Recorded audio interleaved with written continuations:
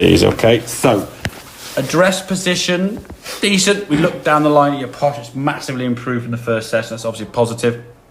Feet width there, probably better width there, a little bit wide here, okay? But mainly I want to try and get those feet flared out a bit. I think when you try to flare your feet, rather than just sort of doing this, you kind of went and flared them with that move. So we're just basically turning the ankles, or turning in the ankles to put your toes out a bit further. But from a swing perspective, not bad in terms of the baction there now, getting a fairly good rotation.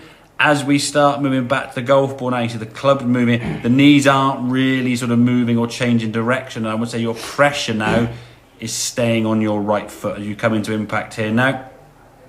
Catching top of the golf ball there now. Hands a long way forward.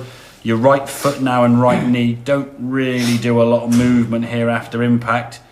You can see as you finish, you're sort of flinging the club here. This sort of the fling of the club we want down impact, but it's happening what feels miles to it up there, but in reality that's like, I know, 18.39 and down there it's like less than a second, so it's not miles away.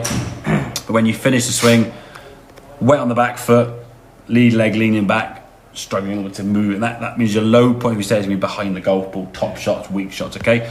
So if we look at that impact position where the hands are a long way forward, trying to drive that club to the ball there, and your head and everything's weighted back here, compare that to this from where, same good turn, now we're going to start shifting, so your knees now, left knee now is moving, there's your impact now, hands now a bit more on the inside part of your left thigh, there's a bit more shift towards that left side as we come through now, you can see the weight shifting through, you've already set that club back towards your chest, so you've released it better, the knee is now starting to replace, and there's a finished position, I would say there's a little bit more movement onto that left side compared to that one there. Yeah.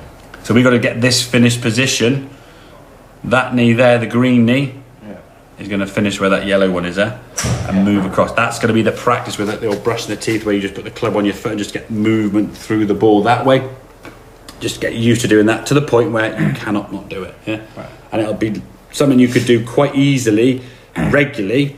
Okay, and then in terms of practice at home or whatever, 2 T-pegs, no need the ball, just swing the club through that gate, just get used to striking that low and learning where that low point is. If you want to go into a little bit more detail again, put a towel behind the golf ball in line with your big toe on your right foot, and make some swings and miss the towel.